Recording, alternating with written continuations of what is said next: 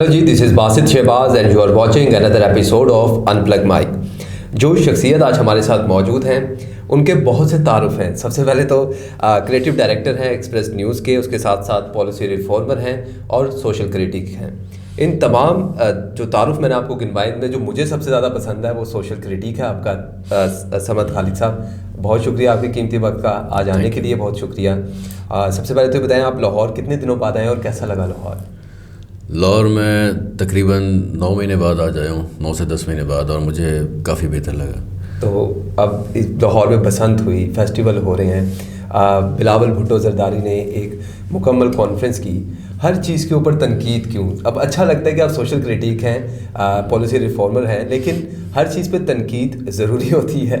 अगर आपको लाहौर अच्छा लगा 9 महीने बाद? बिल्कुल अच्छा है। और मैं बासित भाई एक बात बताता हूँ आपको। एक गांव में ना एक कुआं था जो पानी का वाहिद सोर्स था। इससे बात को समझेगा मेरी। तनकीद बराए तनकीद नहीं है, तनकीद का एक मकसद है। कल जब कोई ना कोई हादसा होता है ना, कोई प्रॉब्लम होती है ना, पता लगता है कि यार क्लीशे था, जो हमें नज़र आया उसकी बुनियाद नहीं थी। तो उसके अंदर एक कुआं है और कुएं के अंदर पानी का एक ही सोर्स है पूरे गाँव के लिए ना। तो अच्छा, ये शरई मसला भी है, ये ऐसा नहीं है कि जो मैं आपसे डिस्कस कर रहा। उस कुएँ में ना एक कुत्ता गिर जाता है। गांव वाले परेशान होकर मौलवी साहब के पास जाते हैं, कहते हैं मौलवी साहब इसमें कुत्ता गिर गया है, इसको पाक करना है, कैसे करें? तो मौलवी साहब कहते हैं कि जी 20 डोल पानी निकालें और बाहर फेंक दें तो ये पानी पाक हो जाएगा। तो सब लोग जाते हैं, वहाँ से पानी निकालते हैं, फेंक देते हैं, और कुछ दिन बाद दोबारा मौलवी साहब के पास जाते हैं, फिर बदबू आ रही है, ताफून आ रहा है, नहीं साफ़ हुआ। तो मौलवी साहब हैरान होते हैं, कहते हैं यार ये तो शरई तरीका है कि अगर कोई जानवर मर जाए, कुएँ में गिर जाए, तो उसमें 20 डोल पानी निकालें, फेंक दें, पानी पाक हो जाता है। उन्हें अगर नहीं हुआ तो आप 40 डोल निकाल के फेंक दें। गांव के सब लोग जमा होते हैं और 40 डोल पानी निकालते हैं, बाहर फेंक देते हैं। फिर कुछ दिन बाद कहते हैं मौलवी साहब ताफून आ रहा है, बदबू आ रही है।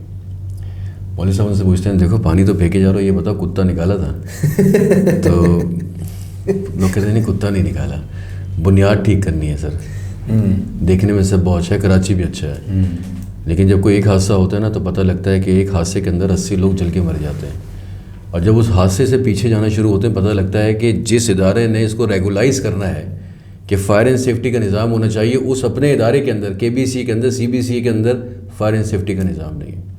उस इदारे के अंदर जो है वो फायर एक्सटिंग्विशर मौजूद नहीं है। कैसे जहाँ पे 100 दुकानें बननी है वह 500 दुकानें बन जाती हैं? कैसे जहाँ पे कोई भी चीज़ रेगुलाइज सिर्फ चंद पैसों के अवज़ अब इंसानी ज़िंदगी के साथ खेल लेते हैं। मुझे खुशी है जहाँ जहाँ डेवलपमेंट हो रही है, अच्छा लगता है हमें, लेकिन अगर हम बोलना रोक दें, बोलना बंद कर दें, तो हमें प्लास्टिक चीज़ें बेहतर नहीं चाहिए वैसे भाई। हमें ऐसी चीज़ चाहिए कि कल को हम हादसा से बच सकें, हमारे पास प्लान B हो, हमारे पास मैकेनिज़म्स हो, और मैकेनिज़म्स नहीं है। हम ऊपरी सतह के ऊपर अगर चीज़ें ठीक कर देंगे ना तो ये हल नहीं है। हमें ये नहीं चाहिए, हमें बुनियादी मसाइल का हल चाहिए। जो समद भाई जब आप बात करते हैं बुनियादी मसाइल के हल के बारे में, is it you are talking about the policies we are making, और is it you are talking about the infrastructure? कि एक सूबे की वज़ीर आला जिस शहर में आप बैठे हैं, उस शहर की वज़ीर आला ये बात करती हैं कि यार शऊर ज़रूरी नहीं है, रोटी नहीं होगी तो शऊर का क्या करोगे? तो व्हाट योर टेक कि आप बात यहाँ पे क्या कर रहे हैं? इंफ्रास्ट्रक्चर की बात कर रहे हैं, डेवलपमेंट की बात कर रहे हैं, या लोगों को बेसिक एजुकेशन और शऊर देने की बात कर रहे हैं? बेसिक जो उनकी नीड है, अस्पताल हो गए, एजुकेशन हो गई, सिक्योरिटी हो गई, ये चीज़ों की बात कर रहे हैं। मैं डिसएग्री तो नहीं करूँगा इस बात से मुकम्मल तौर पे, लेकिन देखें, जो अगर आपको अपने लीडर से, आपको अपने वज़ीर आला से अगर सिर्फ नालियाँ, पानी का बेहतर निज़ाम, ये सब चीज़ें चाहिए, तो फिर आपको ठेकेदार चाहिए, ठीक है? फिर आपको एक लीडर नहीं, हाँ, कॉन्ट्रैक्टर चाहिए, आपको लीडर नहीं चाहिए। लीडर जो है ना फॉरवर्ड लुकिंग होता है, थॉट प्रोसेस होती है उसकी, वो यूथ के लिए काम करता है, वो नौजवानों के लिए काम करता है, वो आने वाले फ्यूचर के लिए काम करता है। वो फार साइटिंग होनी चाहिए। वक्ती इशूज़ को हल करना, प्रॉब्लम्स को हल करना, फायर साइटिंग करना, इन 2 एरियाज़ पे काम करना चाहिए। शऊर, वाकई आपने जो बात की ना, शऊर, ये बहुत 2 अलग अलग बातें हैं।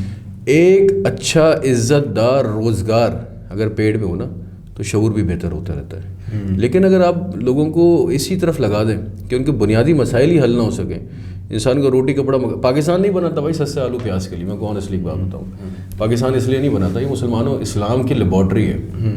اس لیے بنا تھا کہ یہاں سے اسلام کے نام پہ بننے والا پہلا ملک ہے، یہ واحد ملک بھی ہے.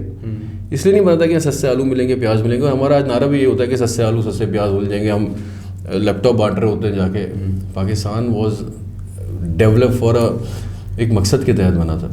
تو یہ بات ٹھیک ہے کہ ہمیں پہلے لوگوں کے پیٹ بھریں پھر ان کو شعور دیں. شعور کے لیے پیٹ بھرنا ضروری ہے. شعور کے لیے پیٹ بھرنا، آپ اس بات کے اوپر ایگری کرتے ہیں؟ Totally agree. اچھا، ہم جب بات کرتے ہیں تنقید کی، اچھی بات ہے، آپ نے کہا جی بیسک کور کو آپ ٹھیک کریں. ہم تنقید کرتے ہیں، تنقید برائے تنقید آپ کہہ رہے ہیں کوئی مسئلہ نہیں ہے. تنقید کی جاتی ہے حل کے لیے، حل نہیں دیے جاتے. تنقید آپ بھی کرتے ہیں، میں بھی کرتا ہوں گا کہیں بیٹھ کر، اور لوگ بھی بیٹھ کے کرٹیسائز کر رہے ہیں. لیکن حل کیا ہے کہ یار اس کو اس طرح حل کرنا ہے ہم نے چیزوں کو. یار یہ کوئی ایسے تو نہیں ہے کہ کیسٹ ایک طرف سے نہیں چل رہا تھا پلٹ کے سائڈ بھی لگا دیں چاہے چل جائے. ہمیں پالیسی کے ریفارمز کو نا بالکل بیسک گراس روٹ سے ٹھیک کرنا ہے. اور ایسا بھی نہیں کہ ناممکن ہے. 1965 میں ملیشیا کا حصہ تھا سنگاپور. آج دنیا بھر میں کوئی کمپنی کھولتی ہے نا، اس کا پہلا خواب ہوتا ہے ہمارا سنگاپور آفس ہو. کیوں باسط بھائی؟ وجہ بتائیں آپ کے دماغ میں کیا وجہ ہے؟ وہاں پہ بہتر ان کو جو ہے اڈیپٹیشن ملتی ہے، وہاں پہ ترقی ہے نا، مسائل ملتے ہیں. سنگاپور ایک ترقی کا نام ہے، ایک استعارہ ہے. وہاں پہ کاروبار کا ایک استعارہ ہے. اب میں بہت سالوں پرانی بات نہیں کر رہا ہوں، میں 1965 کی بات کر رہا ہوں. 1965 میں ملیشیا کا حصہ تھا. آپ کو پتہ ہے ان لوگوں کا ذریعہ معاش کیا تھا اور یہ کرتے کیا تھے؟ بندرگاہ تھی، جہاز آ کے لگتے تھے اور اس کے اندر غلہ ہوتا تھا. یہ غلہ چوری کرتے تھے، مال برداری کرتے تھے. اور پتہ کیا کرتے تھے؟ ان کی خوراک تھی چوہے کھاتے تھے. اچھا، I'm talking about Singapore in 1965. 216 لوگوں کی تقریباً ان کی جو اسمبلی تھی. سنگاپور نے آزادی مانگ لی. انہوں نے کہا جان چھوڑو یار، دلدلی زمین ہے، نکارہ ترین لوگ ہیں، چوہے کھانے والے ہم نے کرنا بھی کیا ہے. سب نے یونانیمسلی کہا کہ جی باہر کرو ان کو. اللہ تعالیٰ نے ان کے اوپر ایک بہت بڑی نعمت دی، وہ تھا لی کوان یو. وہ آپ کے سوال کا جواب ہے. ایک تگڑا لیڈر. حل ہوتا ہے ایک بندہ جو ویژنری ہو، ایک کافی ہوتا ہے.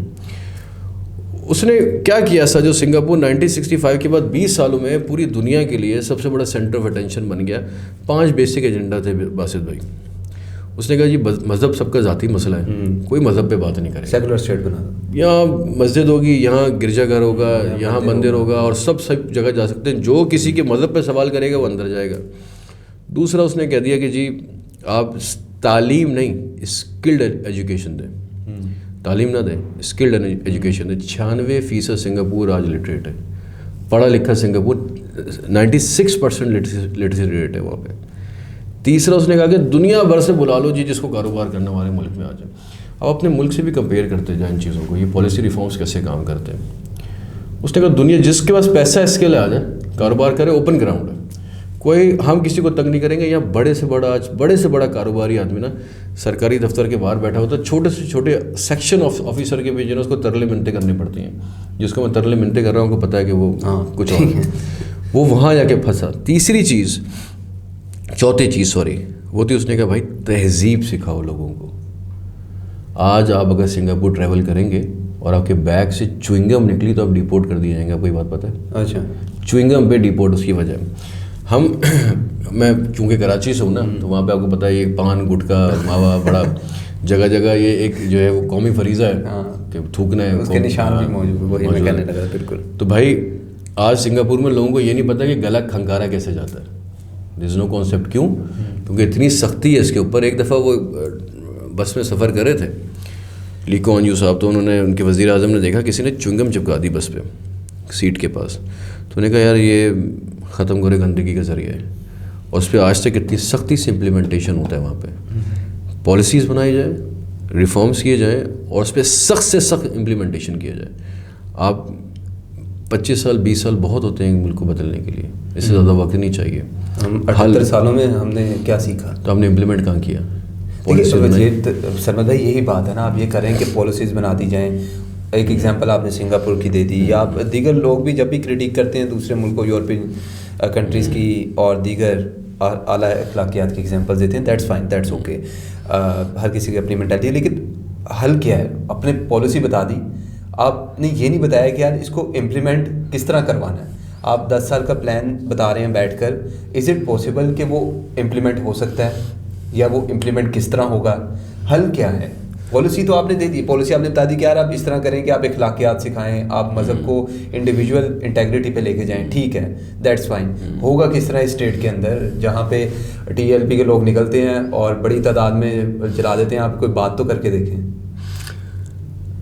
مجھے ایک اس ساری تنقید کے اندر نا باسط بھائی ایک امید کی جو نا ایک چھوٹا سا مجھے اس میں پہلو یہ بھی نظر آتا ہے کہ I have seen Pakistan changing in the last 5-10 years, اور مجھے ایسا لگتا ہے کہ وہ پالیسی میکرز کی طرف سے نہیں ہو رہا, وہ اس ملک کے نوجوانوں کی طرف سے, جن زی کی طرف سے, آپ جیسے لوگوں کی وجہ سے ملک بدل رہا ہے. اب وہ چاہتے ہیں کہ ان کو ایک بہتر پاکستان چاہیے, ان کو ایک پاکستان میں کمپٹیٹیو انوائرمنٹ چاہیے. آپ نے جب تک اپنی پالیسیز کو امپلیمنٹ نہیں کرنی, یار ایل ایچ سی میں آپ کو ایک رپورٹ بتاتا ہوں, بڑی انٹرسٹنگ بات ہے. ویسٹ میں نا اگر کوئی شخص آپ کا ناانصافی کرے آپ کے ساتھ, تو آپ اس کو ایک جملہ بولتے ہیں, بڑا مشہور ہے, آئی ول سی یو ان دا کورٹ. بالکل, یہ بہت مشہور ہے. پاکستان میں کہتے ہیں چلو اللہ پوچھے گا. ہاں ٹھیک ہے. اور لاہور میں پتہ کہتے ہیں تو باہر مل. تو آپ کو عدل کے نظام پہ بھروسہ کتنا ہے؟ اتنا کہ تنو اللہ پوچھے گا, میں تمہیں قیامت کے دن دیکھ لوں گا. ہاں, ہمارے جب آج کے دور میں اس وقت وین وی ٹاک, آپ اور میں بات کر رہے ہیں, 23 لاکھ 24 لاکھ کیسز پینڈنگ ہو پاکستان میں. آپ کا آج ایک کیس لگ جائے, ایوریج ٹائم پتہ ہے آپ کو کتنا ہے؟ میرا پوتا لڑے گا وہ کیس جا کے. 8 سال ایوریج ٹائم ہے. ایک اب مجھے آج انصاف چاہیے, مجھے ایک چیز اپنی آج چاہیے جس کے لیے میں آج لڑ رہا ہوں. مجھے 10 سال بعد میرا کیس لگے جا کے مجھے کیا مل رہا ہے؟ Is it any beneficial for me? نہیں. پاکستان میں 2 طبقات ہیں, صرف 2 طبقات ہیں. ہم کہتے تھے نا جی کہ یہ طبقہ ہے, سرمایہ داران نظام ہے, سیاستدان ہے, اسٹیبلشمنٹ ہے, یہ ہے. پاکستان میں 2 طبقات ہیں, ایک ہے ظالم اور ایک ہے مظلوم.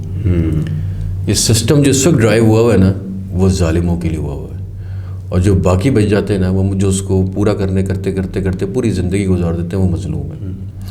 ہمیں اب کوئی مڈل کلاس اپر کلاس نہیں ہے کہ جو کہتے ہیں سیلنگ ہے جی, گلاس سیلنگ اوپر نظر آ رہی ہے, 1 سے لے کے 15 تک کی زندگی گزرتی ہے. جو مڈل کلاس کے بارے میں کہ جی 15 تاریخ کو زندگی, ایک 15 تاریخ کو زندگی ختم ہوئی تھی, 15 تاریخ کو ادھار سے 15 دن چلتے, پھر دوبارہ پہلی کو تنخواہ آتی, پھر چلتے. پہلی کو تنخواہیں بھی نہیں آتی ویسے پاکستان میں جو نظام چل رہا ہے. اب ایسا اب جو ہے نا, ہمیں اگر لوگوں کے لیے آسانی چاہیے تو ہمیں بھائی اپنا عدل کا نظام ٹھیک کرنا پڑے گا, اور آج سے ٹھیک کرنا پڑے گا. اور ایسے بہت عرصے لمبے چل نہیں سکے گا بس اتنا, یہ ٹھیک ہونا ہے. اور خاص کر وین وی ٹاک اباؤٹ نئی جنریشن, ینگ لوگ, تو چیزیں بدل رہی ہیں, بدلیں گی.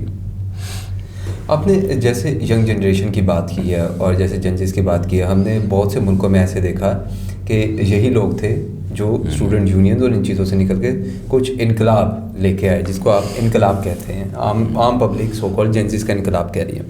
پاکستان میں یوتھ کی نیچر وہ ہے, ہماری ہسٹری وہ ہے کہ ہم چینج لا سکیں, ڈیولپمنٹ لا سکیں. ایز پر مائی اوپینین میں یہ سمجھتا ہوں کہ ہم نے اس ملک میں انقلاب لانے میں سب سے بڑا ہاتھ جو تھا وہ ایسٹ پاکستان کا تھا, جہاں تک میرا خیال ہے. بٹ یور ٹیک آن دس, اگر آپ یہ بات کریں کہ یار وہ چیزیں بدل رہی ہیں, تیزی سے بدل رہی ہیں, آپ یہ بات کرتے ہیں کہ سوشل میڈیا پوسٹ ایک ٹرینڈ بن جاتا ہے جنزیز کی طرف سے, یا کسی کے حق میں بات ہو جاتی ہے, اس کے اوپر نوٹس ہو جاتا ہے, وہی کیس عدالت میں جاتا ہے, وہی ثانیہ کارساز ہو یا دیگر چیزیں ہوں جہاں پر گاڑیوں سے کچل دیا جاتا ہے. کل کی خبر ہے ابھی لاہور کی, 2 خاتون سڑک کراس کر رہی تھیں, ایک ڈالے نے نیچے دے دیا, مقدمہ درج ہو گیا, خبر بھی چل گئی, ٹرینڈ بھی بن گیا, حل نہیں آیا. باسط بھائی اس کے 2 پہلو ہیں, اور اگر کوئی کہتا ہے کہ نوجوانوں سے کوئی مشورہ دینا چاہیے انقلاب کے لیے کیسے آگے بڑھے, بھائی جان ہمیں معافی مانگ لینی چاہیے. ہم نے 2022 سے لے کے 2025 تک 3 ملین لوگ پاکستان سے, ہم معاشرتی علوم کی کتابیں پڑھتے تھے, پاکستان جو ہے چاول کا ایکسپورٹر ہے بڑا اچھا. بھائی ہم دماغ کے ایکسپورٹر ہیں, ہم ٹیلنٹ ایکسپورٹ کرتے ہیں اپنے ملک سے باہر. ہم نے اتنے لوگ پاکستان سے باہر بھیجے, کیوں بھیجے یار؟ میلنے گلوبل کی ایک رپورٹ ہے, BBC اردو کی خبر ہے بہت سی ہے, میلنے گلوبل کی رپورٹ ہے, یہ ملکوں کو نا ان کے پیرامیٹرز پہ جج کرتی ہے کہ وہاں پہ وسائل کیسے ہیں, فیسلٹیز کیسے ہیں. ایک چیز ایڈ کرنا ہے, آپ کے حکمران بھی یہی بات کہتے ہیں, بھٹو صاحب نے ایک دور میں بھی یہی بات کی تھی, آج مریم نواز بھی یہی بات کہہ رہی ہے کہ بہترین ایکسپورٹ جو ہے ہمارے ویل ٹرینڈ اور بڑے دماغ ہیں, ان کو ایکسپورٹ کر دو. بس صحیح ہے سر. وہ کوئی کہتا تھا مرغے بھی پالو, وہ ہمارے ہی لوگ کہتے تھے. ایسی ہم لوگ ایسی باتیں کرتے رہتے. میں نے گلوبل یہ کہتا ہے کہ دنیا کی پاسپورٹ رینکنگ میں پاکستان کا نمبر ہے 101واں. اچھا 101 based on the facilities we provide, based on the things we have. اور ٹوٹل پتہ ہے کتنے نمبر ہیں؟ 105. اس میں پاکستان کا نمبر ہے 101. اور اس سے زیادہ تکلیف کی بات کیا ہے, ہم سے نیچے جو ملک ہیں ان میں ایک ہے شام, ایک عراق, ایک افغانستان. یار باسط بھائی یہ اتنی تکلیف کی بات ہے. جو لوگ, میں جن لوگوں کی بات کر رہا ہوں نا, جو 30 لاکھ لوگ پاکستان چھوڑ کے چلے گئے, یہ آسان نہیں ہوتا ڈیسیجن لینا. آپ ان لوگوں سے پوچھیں جو لوگ باہر گئے. ہم ایک ایسے معاشرے میں رہتے ہیں جو بڑا سوشل معاشرہ ہے نا, ہم لوگ ایسے لوگوں میں آپس میں رہتے ہیں, فیملی سسٹم میں رہتے ہیں. آسان نہیں ہوتا لوگوں کے لیے اپنے بوڑھے ماں باپ کو چھوڑ کے پاکستان سے باہر. یہ بہت بڑا سیکریفائز ہوتا ہے اپنا ملک چھوڑ کے جانا. ایسے ایسے لوگ ہوتے ہیں جن کے ماں باپ یہاں مر رہے ہوتے ہیں, ان کو کندھا دینے کے لیے وہ اپنی میتوں میں نہیں آ پاتے. اور یہ 30 لاکھ لوگ باسط بھائی, میں ان کی بات کر رہا ہوں جو ویزا لگا کے پیسے لے کے گئے, وہ جو ڈنکی لگا کے مر گئے, وہ جو ڈوب کے مر جاتے ہیں, وہ جو 40-50 ڈگری سینٹی گریڈ میں جو نا درخت سے کھجوریں توڑتے ہیں, اتنے پیروں میں آبلے پڑ جاتے ہیں, ان کے اپنی بیوی بچے کسی کے آسرے پہ چھوڑ کے. یہ اتنا بڑا ظلم ہے جو ہم روزانہ کی بیسس پہ نا کرے جا رہے ہیں. تو آپ کیسے ایکسپیکٹ ہی کیسے کریں گے کہ کل کو یہ ہمارے لیے کنٹریبیوٹ کریں گے؟ ہم نے ان کے لیے کیا کیا؟ ہم آج وسائل کے اندر دنیا کی ساری ایجنسیز یہ کہتی ہیں کہ دنیا کے آخری نمبر پہ سیکیورٹی پہ یا جو آپ کو فیسلٹیز ملتی ہیں. ایک بات بتائیے نا, 30 لاکھ بچہ ہر سال نکلتا ہے, 4 سے 5 لاکھ نوکریاں, باقی کیا کریں؟ بینکنگ سسٹم ہے آپ کا بھرا پڑا ہے. بینکنگ سسٹم آپ کو پتہ ہے, لون لینے کا پروسیس آپ اپنی ٹیم سے پوچھ لیجئے. اگر اس میں سے کوئی ایسا آدمی جو غریب ہے, بینک سے لون لے کے دکھا دیں مجھے, کریڈٹ ہسٹری چاہیے, بینک اسٹیٹمنٹ چاہیے. ارے تو بھائی, تو غریب آدمی کو لون, وہی سے ظالم کو لون ملے گا, مظلوم کو نہیں ملے گا. بینک سے لون لینے کا بھی پروسیس, اس کے لیے آپ کو کریڈٹ ہسٹری چاہیے, آپ کو بینک اسٹیٹمنٹ دکھانی ہے, آپ کی پے سلپ ہونی چاہیے. اگر یہ سب ہے تو لون ہی کیوں لے گا؟ تو یہ سب ہم نے اس پورے نظام کو اتنا مشکل بنا دیا ہے کہ ہمارے لیے پھر وہ 30-40 لاکھ روپے جمع کر کے خالو سے ماموں سے پکڑ کے باہر بھاگنا آسان لگتا ہے. وہاں جا کے پھر ہم ریمیٹنسز بھیج رہے ہوتے ہیں پاکستان کے اندر. وہ ریمیٹنسز یہاں آ رہی ہوتی ہے, وہ ساری کی ساری ہمارے ہیلتھ سسٹم میں خرچ ہو جاتی ہیں, پیرنٹس کی یا پھر ایجوکیشن میں خرچ ہو جاتی ہیں. وہ بھی کسی ملک کی پروگریس میں تو خرچ نہیں ہو رہی. آئی ووڈ آلویز سے کہ اگر ہم اس برین ڈرین کو روکیں نا, کتنے ایجوکیٹڈ انجینئرز, ڈاکٹرز ہوں گے جو نکلے ہوں گے پاکستان سے دوران, کتنے برینز ہوں گے, کتنے لوگوں, کتنے ارمان تھے, کتنے خواب تو یہاں سے ٹریول کر گئے. بات تو پھر سرمد بھائی پالیسیز کی آتی ہے نا, اس کی لائے عمل کی آتی ہے. اگر ایک بندے کو پتا ہے کہ میرا فیوچر ہی نہیں ہے یہاں, تو وہ کیوں رکے گا یہاں؟ کیوں نہیں ہے باسط بھائی, فیوچر کیوں نہیں ہے؟ ہم ایسے مواقع کیوں نہیں پیدا کرتے؟ آج اس دور میں بیٹھ کے میں اور آپ, ہم دنیا کی ٹیکنالوجی آج اپنے آئی گیس اٹ ہائیسٹ ہے. فری لانسرس کے لیے آج تک کوئی گیٹ وے نہیں بنا سکے پیمنٹ کا, پریورٹی نہیں ہے نا. ہماری ٹوٹل آئی ٹی ایکسپورٹ کتنی ہے؟ $2.8 بلین. اب یار یہ بات گھسی پٹی ہے کہ انڈیا کے $200 بلین, گھسی پٹی ہے نا, ٹھیک ہے, 200 بلین. بھائی کیوں؟ پریورٹی تھی ان کی. ان کو پتا تھا کہ ہمیں MIT بنانی ہے, ان کو پتا تھا کہ ہمیں اپنے فری لانسرس کو امپاور کرنا ہے. آج ہمارا فری لانسر بڑی دس از بری ہے مگر سچائی ہے کہ جب کوئی پیمنٹ گیٹ وے نہیں ہے, پیسے منگوانے کا کوئی پروسیس نہیں ہے, تو بچے کیا کرتے ہیں؟ پھر وہ ہنڈی حوالے کر رہے ہوتے ہیں, کسی رشتے دار کو بول رہے ہوتے ہیں پیسے بھیج دے, پھر وہ اس کے اندر ڈنڈی مار رہا ہوتا ہے, چوری کر رہا ہوتا ہے, پھر بولتا ہے یار باہر ہی جاؤ, دبئی آ کے بیٹھ جاتا ہوں, وہاں سے کم پیمنٹ گیٹ وے تو ہوگا, پیسے تو آ جائیں گے. آپ مجھ سے یہ سوال کرتے ہیں کہ لائعمل ہو کہ وہ کیوں نہیں باہر بھاگے. بھائی وہ بھاگے گا. ہم نے آج کی یوتھ کے لیے, جنریشن کے لیے جب بجٹ بنتا ہے تو کتنے اسٹارٹ اپس کو بٹھایا جاتا ہے, ہاں بالکل, کتنے ینگ آپ کے جیسے لوگ اس میں بٹھائے جاتے ہیں. کتنے ایسے لوگ ہیں جو آج کی اور فیوچر اکانومی میں کنٹریبیوٹ کرتے ہیں کہ وہ پالیسی کے اندر اس وقت حصہ ہیں. بتائیے, جو لوگ پالیسی جو بنا رہے ہیں نا بیٹھ کے, آپ ان سے پیمنٹ گیٹ وے کا پوچھ لیں کیا ہوتی ہے, ان سے پے پال اور اسٹرائپ کا پوچھ لیں کیا ہوتی ہے, جو آپ کے لیے اور میرے لیے پالیسی بناتے ہیں. ان کو نہیں پتہ. انفارچونیٹلی جب ان کو نہیں پتا تو وہ ہمارے لیے کیا بنائیں گے. وہی ایگزامپل ہے. ابھی پچھلے دنوں کی خبر تھی, وہ سینٹ کے قائمہ کمیٹی کے اجلاس میں کیمل پروجیکٹ تھا سرکار پر کا, اس کے اوپر وہ کیمل پروجیکٹ اونٹ میں بحث کرتے رہے, 15 منٹ بحث چلتی رہی. دیٹس یو سی کہ دس از آور ریپریزنٹیٹیو ان اور نیشنل اسمبلی اور سینٹ, یہ سینٹ کے لوگ ہیں جس کو ایوان بالا کہتے ہیں ہم جی. اور وہاں پہ یہ صورت حال ہے کہ کیمل پروجیکٹ کو وہ اونٹوں کا پروجیکٹ سمجھ کر اس کے اوپر بحث 15 منٹ تک کرتے رہے. ہم بھی ایک پروجیکٹ ہے اور ہم پروجیکٹ کی طرح جو ہے ہمیں ہمارے پر بھی روزانہ تجربات ہوتے ہیں. کبھی کوئی کسی کا بیٹا کا تجربہ کرتا ہے, کسی کی بیٹی کا تجربہ کرتی ہے, تو ہم تجربات سے گزر رہے ہیں. تو دیکھیں ہمارا بھی کیا بنتا ہے اور کیا بن رہا ہے آپ کے ساتھ. سمد بھائی اتنی خائف کیوں ہیں؟ تو میرا پرسنل سوال ہے اس پوڈ کاسٹ میں, اتنے خائف کیوں ہیں, اتنے ناراض کیوں ہیں, اتنے نا امید کیوں ہیں؟ میں نا امید نہیں ہوں, لیکن کچھ میرے پاس ایک ہتھیار ہے, میں بول سکتا ہوں. آ کے بعد میں بندوق تو نہیں اٹھا سکتا نا. ہاں, ہم کیا کر سکتے ہیں, ہم بول سکتے ہیں نا. ہمارے پاس اس کے علاوہ کوئی چیز نہیں ہے کہ جس کے تھرو. اور دیکھیں جب بلال اذان بلا ہوئی نا, تب لوگوں کو پتہ لگا کہ آج سے دنیا میں انسان برابر ہیں. تب لوگوں کو پتہ لگا کہ سب کے پاس اختیار ہے. تب لوگوں کو پتہ لگا کہ بیٹیوں کو دفنایا نہیں جاتا. چاہے وہ فرانس کا ریولوشن ہو, چاہے دنیا کی تاریخ ہو, چاہے وہ کلمہ اقبال ہو جس نے ہمیں بتایا کہ یہ خواب دیکھو اور ایک اپنی آزاد مملکت حاصل کرو. تو یہ آپ کے پاس بولنے سے, بات کرنے سے, یہ آپ کا بنیادی اختیار ہے. اور یہ اختیار ہمیں اپنا آخری وقت تک جو ہے نا استعمال کرنا ہے. اور ہمیں یہ پتہ ہے کہ اگر اس دنیا میں, اس ملک میں کوئی تبدیلی آنی ہے نا, تو اس ساری پرابلم کی نشاندہی سے آنی ہے. لیکن باسط بھائی میں آپ ایک چھوٹی سی بات کروں گا. میں نے کچھ دن پہلے ایک سیمینار میں اس پہ بہت لمبی ایک بات کی, بہت لمبی ڈیبیٹ کی. یہاں میں لوگ ڈمپر کے نیچے آ کے مرتے ہیں اور آئے جا رہے ہیں. ایک واقعہ نہیں ہے, دنیا بھر میں حادثے ہوتے ہیں, دوسری بار کم ہو جاتے ہیں. یہاں آئے جا رہے ہیں کنٹینیو, ایک ہوتا ہے بڑھ جاتے ہیں, دوسرا فریکوینسی بڑھی تھی. گٹر میں گرتے ہیں, بڑھ رہے ہیں, اب گرتے جا رہے ہیں, بڑھتے جا رہے ہیں. یا لوگ بلڈنگس میں جل کے مر رہے ہیں, ایک گر رہا ہے. پھر یہاں بلڈنگس مسمار ہو جاتی ہیں, لیاری کے اندر ہوئی, بالکل کتنے لوگ مارے گئے. یار ایک طبقہ ہے جس کے لیے ہم ان کے لیے جو ہے نا پروڈکٹ ہے, وہ ہے ہمارے انفلوئنسز, ہمارے سنگرز, ہمارے ایکٹرز, ہمارے مولوی.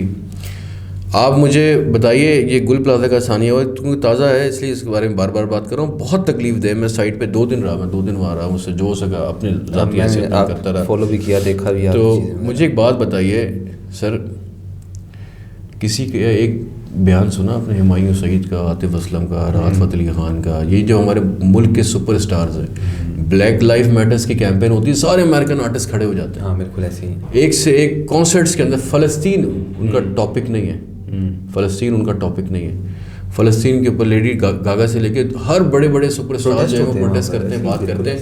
ہمارے پاس ہمارا آج خوف ہی میں مار دیتا ہے. آپ نے مجھ سے سوال کیا کہ خائف, دیکھیں میں بول رہا ہوں نا, تو میں بہت کچھ ٹیک پہ رکھ کے بول رہا ہوں, ایسے ہی ہے, ٹھیک ہے, کیونکہ مجھے پتا ہے کہ شاید مجھے ایک چھوٹی سی امید ہے, جس کو ہم نا امیدی کہہ رہے ہیں, میں اسی کو امید کرتا ہوں کہ کچھ نہ کچھ بدلے گا, کچھ نہ کچھ بہتر ہوگا. کسی کے دل میں یہ بات جائے گی اور وہ کچھ نہ کچھ بہتر کرنے کی کوشش کرے گا, جو اختیار رکھتا ہے. کہیں نہ کہیں سے گھوم کے بات ہم تک آئے گی, شاید ہمیں کچھ کرنے کا موقع ملے. لیکن میری بات سنیں, جو ہمارے گھروں میں مائیں بہنیں بیٹیاں بیٹھ کے ان کو گھنٹوں دیکھتی ہیں, ان کو فالو کرتی ہیں, جن سپر اسٹارس کو, ہمایوں سعید ہو گئے, مائرہ خان کو ہو گئے, صرف اس ڈر سے کہ کوئی پروڈیوسر کسی پولیٹیکل پارٹی کے ساتھ کنیکٹڈ ہوگا, جی کل مجھے ڈرامہ نہیں ملے گا, مجھے اشتہار نہیں ملے گا, مجھے گورنر ہاؤس میں فلانی جگہ پہ کانسرٹ نہیں ملے گا. انسانوں کو اس ملک میں قتل عام ہوتا ہے, استحصال ہوتا ہے, ان سے آواز نہیں نکلتی. دنیا بھر میں جو انفلوئنسرز ہوتے ہیں وہی انفلوئنس کرتے ہیں اور بات کرتے ہیں. انفلوئنسرز کی جو بات کر رہے ہیں, انفلوئنسرز کی ترجیحات بھی کیا ہیں آپ یہ دیکھیں نا, کہ وہ کس چیز کو سوشل میڈیا ٹرینڈ بناتے ہیں. اب ایک اتنی بڑی ملینز آف پاپولیشن یوتھ آپ کو فالو کر رہی ہے, تو یوتھ تو برین ڈرین ہوگی. یار دیکھیں نا, اگر آپ کو کسی بھی ملک کی, کسی بھی قوم کی مینٹیلٹی دیکھنی ہے, تو آپ دیکھیں کہ وہاں کیا وائرل ہوتا ہے, وہاں کون سی چیز مشہور ہو جاتی ہے. ہمارے ملک میں ہوتا ہے مشہور, جی یہ میری گاڑی ہے, یہاں پارٹی ہو رہی ہے, یہ ہم ہیں. یہاں چاہت فتح علی خان وائرل ہوتا ہے, یہاں پہ ہر وہ ایسی چیز وائرل ہوتی ہے. ہم نے ہیروز غلط بنائے, ہم نے کسی بڑے معلم کو ہیرو نہیں بنایا, ہم نے کبھی استاد کو ہیرو نہیں بنایا. ہم نے تو عبدالستار ایدھی کو وہ درجہ نہیں دیا جو ان کو بنتا تھا, ان کو جو وہاں پہ ان کو اسٹینڈرڈ تھے. اب وہی تو سیکھتا ہے بچہ, وہی تو سیکھتا ہے.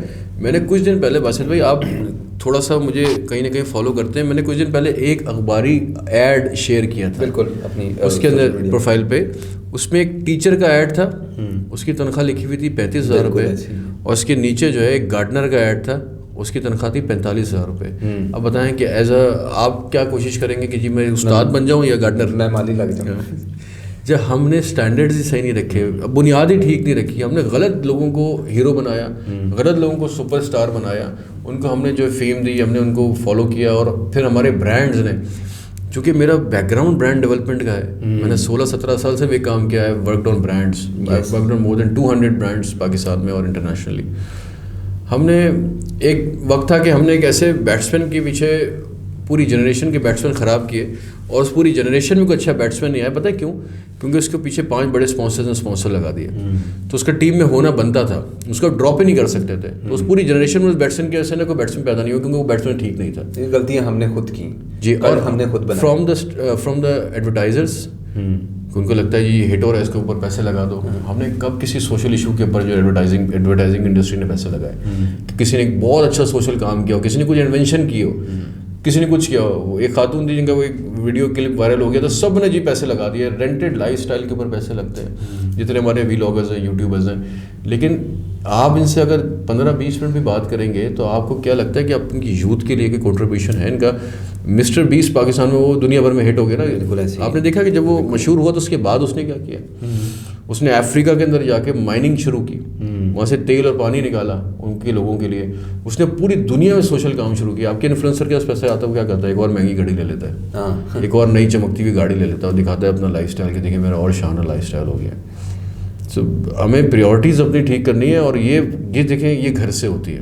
ہاں, آپ کو بچے کو پرورش کے وقت سے بتانا ہے.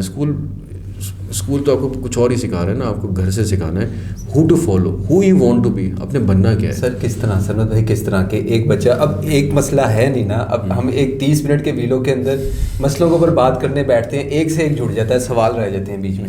اب ایک مسئلہ ہے نہیں, آپ نے گھر کی بات کر دی. گھر میں آپ یہ دیکھیں کہ بچہ صبح جائے گا اسکول, گھر آئے گا, اس کے بعد جائے گا ٹیوشن سے واپس آئے گا, سو جائے گا, صبح پھر اسکول جائے گا. اس کے دوران اس نے تھوڑی دیر کے لیے قرآن پاک بھی پڑھنا ہے, گھر والے کہتے ہیں یہ بھی ضروری ہے, ساتھ یہ بھی پڑھے. کوئی ایکسٹرا کریکولر ایکٹیویٹیز نہیں ہے اس کے پاس, کوئی ٹرانسفارمیشن نہیں ہے اس کے پاس. کھوتوں کی طرح اتنے بڑے بیگ اس پیچھے باندھے ہوئے ہیں, جیسے کھوتے جو ہے برڈن ایک جگہ سے دوسری جگہ بس ٹرانسفر کر رہے ہیں. Then word product we get, وہ کیا ڈاکٹر عبدالسلام کو فالو کرے گا, وہ نوم چومس کے پڑھے گا جا کر, وہ انٹرنیشنل جو ریفارمرز ہیں ان کو پڑھے گا. This is what how it is work, simple.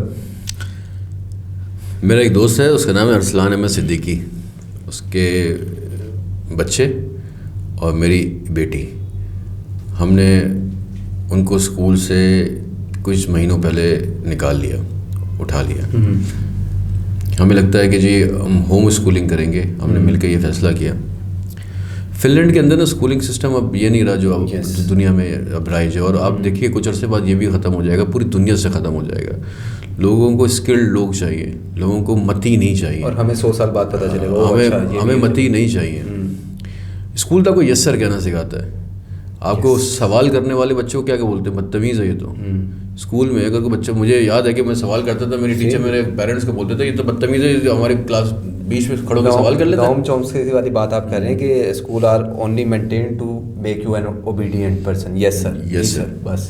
تو اس کا مطلب اگر میں سوال نہیں کروں گا تو میرا سوچنے کا جو ہے پرسپیکٹیو ہی مر جائے گا. تو میں نے سب سے پہلے I started from my home, کہ میری چھوٹی بیٹی she doesn't go to school, I am doing home schooling for ہر.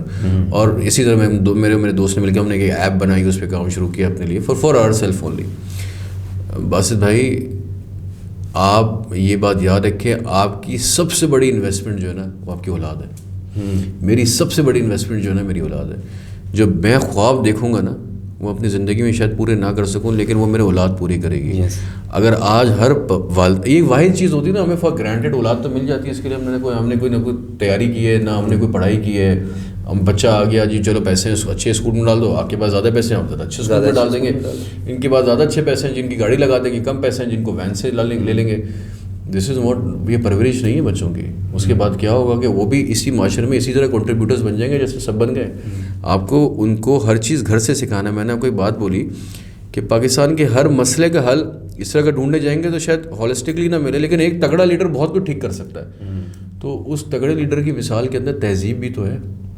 اس نے بچوں کو, لوگوں کو کلچر ویلیوز, مورل ویلیوز بھی تو سکھائی ہیں. کہ آپ نے کلچرلی مورلی بچوں کو گھر سے ٹھیک کرنا ہے. اب میں اس کے لیے مریم نواز نہیں آئے گی, اس کے لیے بلاول بھٹو نہیں آئے گا, اس کے لیے آپ ارطغرل غازی نہیں دکھا سکتے بچوں. اس کے لیے آپ کو یہ گھر سے شروع کرنا ہے باسط بھائی. اور یہ سب کی اپنی, ہم بولتے ہیں نا حکومت کی یہ ذمہ داری ہے, اس سسٹم کی یہ ذمہ داری ہے, اور میرے خیال میں ہماری اپنی ذمہ داری یہ ہے کہ ہم جتنا زندگی گزار چکے اور جتنی رہ گئی, اور جو اب ہم نے بہتر کرنا ہے وہ ہماری اولاد ہے. والدین یہ کہتے ہیں کہ بچوں کو اسکول بھیج دیا, یہی ہماری ذمہ داری, بس ختم. تو پھر وہ بچے نہیں سوچتا, پھر وہ بچے معاشرے میں کل جو کنٹریبیوٹ کرتے تھے, پھر وہ سوال کرنا بھی ان والدین کا حق نہیں ہے کہ وہ سوال جو کرتے تھے. اچھا سر بھائی, لاسٹ مجھے بتائیے گا, آپ سوشل کریٹیک بھی ہیں, پالیسی ریفارمر بھی ہیں. ایک ویڈیو جو آپ کی سب سے زیادہ وائرل ہوئی, غالباً 800 ملین لوگوں نے اس کو دیکھی, بہت سے لوگ آپ کو فالو کرتے ہیں, میں خود آپ کے فالوورز میں سے ہوں, دیٹس وائی آپ یہاں بیٹھے ہیں اور میں آپ کے ساتھ بیٹھا ہوں. تو ڈر نہیں لگا کبھی؟ آپ کی بھی فیملی ہے, مطلب آپ اوپنلی تنقید اسٹیبلشمنٹ پہلو سے بھی دیکھ لیں, سیاستدانوں پہ بھی دیکھ لیں, اور پھر اس شہر میں رہتے ہوئے کہ جہاں آپ گیٹ سے باہر نکل تو کہتے ہیں لے موبائل دے اپنا, تو وہ گئے, تو وہاں پہ تو یہ کوئی بڑی بات نہیں ہوتی. Then you criticize Gul plaza کا ایشو ہو, انفراسٹرکچر کا ایشو ہو, پالیسی میکنگ کا ایشو ہو, کبھی ڈر نہیں لگا, کبھی سوچا نہیں کہ یار ٹھیک ہے میرا اچھا چل رہا ہے, میں ایک اچھے ادارے میں لگا ہوں, کام کر رہا ہوں, کیا ضرورت ہے ان چیزوں کی؟ کیا جائے گا باسط بھائی, میں سب سے دوستوں سے سب سے سوال کرتا ہوں, بچہ کیا ہے ہمارے پاس, کیا ہے جو جس کی حفاظت کے لیے, جس کو بچانے کے لیے. اچھی بات بتائے کہ we have nothing to lose. Pakistan میں اس وقت جو بیسٹ پوائنٹ ہے نا کہ ہم اپنے لوئسٹ لو پہ, اس کے بعد تو بنتا ہی اٹھنا ہے, اس کے بعد نیچے جانے کا راستہ تو ہے نہیں. سکون خبر نہیں, یہاں سے اوپر جانا ہے. لوئسٹ لو کا ایک مینٹالٹی یہ بھی ہے ایک لیڈر کی, سکون تو قبر میں ہے. لوئسٹ لو جو ہے نا باسط بھائی, اس کا یہ فائدہ ہوتا ہے کہ آپ کے پاس when you have nothing to lose نا. تو آپ فار ایگزامپل آپ کراچی آپ چکر لگاتے ہیں کبھی, تو آپ دیکھیں کہ وہاں پہ جو لوگوں کا حال ہے, آپ جو بھی کماتے ہیں, فار ایگزامپل آپ کی جو بھی تنخواہ ہے 50,000 لاکھ روپے, 2 لاکھ روپے, 4 لاکھ روپے, جو بھی آپ کی سیلری انکم ہے, پانی آپ نے خرید کے پینا ہے, یس, سیکیورٹی آپ نے پے کرنی ہے, کچرا آپ پیسے دیں گے نکلے گا, گٹر کی لائنیں آپ پیسے دیں گے تو صاف ہوں گی. ہم 78 سالوں میں ایک ایسا نظام نہیں بنا سکے کہ دریا ہمارے دروازے پر ہے اور ہم اس کا پانی یوٹیلائز نہیں کر سکتے وہاں سے. سر ایک نظام نہیں بنا سکے ہم صرف نیتوں کی وجہ سے نا یہ نہیں ٹھیک کر پاتے. اگر آج میں نمبر سنتا ہوں 26,000 ارب 20,000 ارب NFC ایوارڈس کے تھرو یہ پاکستان یہ 13 سالوں میں سندھ گورنمنٹ سے مل چکے ہیں, یہ اور یہ خرچ ہو چکے ہیں. اتنے میں کتنی دفعہ کراچی کو نا پورے سندھ کو جو ہے وہ ختم کر کے زیرو سے دوبارہ سٹارٹ کیا جاتا. اگر یہ سوچ کے جی اس کے کرنے کے یہ نتیجے ہوں گے, نتائج ہوں گے, میں آپ کو تو سچ بتا رہا ہوں کہ مجھے تو ہمیشہ, میں نے جتنا ہی بولا, مجھے تو ہمیشہ اپریسیشن ملی, چاہے وہ سرکار ہو چاہے وہ اسٹیبلشمنٹ ہو, انہیں تو مجھے بہت اپریشیٹ کیا, پسند کیا کہ ہاں چلو یار کوئی تو بات کر رہا ہے. اگر آپ کسی کے ایجنڈے پہ بات کرتے ہیں نا, یا آپ کسی اور کی وجہ سے بولتے ہیں, یا آپ کے پیچھے کوئی اور ہاتھ ہوتے ہیں, تو پھر آپ کو ڈرنا چاہیے. یا آپ کو ملک سے باہر جا کے بیٹھ جانا چاہیے, اور پھر ڈالر کی ایک بڑی لسٹ جو ہے نہیں, وہ ظاہر تو کرتے ہیں کہ ان کو محبت تو بڑی ہے بانی سے, PTI سے, وہ تو ان کو تو محبت. سر آپ یہ دیکھیں نا, محبت ہے. وہ کہتے ہیں جی آپ نکلیں باہر, غریب کا بچہ باہر نکلے, وہ مرے بھی 26 نومبر کو, وہ گولیاں بھی کھائے. خود CM صاحب کہیں میں بڑی مشکل سے پہنچا ہوں یہاں تک, وہ سارے پہاڑ کراس کر کے یہاں تک, اور پھر باہر بیٹھے یوٹیوبر جتنے بھی ہیں, میں آپ کو نام عمران ریاض ہوں, اس میں موہت پیرزادہ ہوں, جتنے بھی, شہباز گل صاحب. کل میں پوسٹ پڑھا تھا, انہوں نے کہا جی بانی کی طبیعت بڑی خراب ہے تو باہر نکلے ہیں, روڈ بلاک کرتے ہیں. بھائی آپ باہر بیٹھے ہو, یہ انقلابی ہیں. آپ ان کے یوٹیوب کی مونیٹائزیشن روک دیں, آپ دیکھیں ان کی محبت کا عالم کس لیول پہ جائے گا. پھر اچھا چلیں ایک اور کوئی دوسری پالیسی بھی دے دیں آپ, ایک اور پیرامیٹر لے لیں کہ جی آپ نے آج عمران خان کے بارے میں نہیں بولنا, اس سے آپ کو جو ہے نا مونیٹائزیشن میں پیسے نہیں آئیں گے. مریم نواز سے بولیں آپ مصطفیٰ کمال پہ بولیں, آپ ان کی تعریف کے اندر خلاف, آپ بلاول بھٹو کی تعریف کریں, آپ دیکھیں یہ کیسی کل سے تعریف شروع کرتے ہیں. سربت بھائی آپ یہ دیکھیں کہ یہ لوگ ملک سے باہر, اگر یہ اینٹی اسٹیبلشمنٹ, تو گئے کیسے؟ سوال تو یہ ہے نا, کوئی نہیں سوال پوچھے گا. مثلاً بات وہی ہے جو آپ نے پہلے کی, پھر بات وہیں آ کے رک جاتی ہے کہ ہم سوال کرنا ہی نہیں سکھاتے.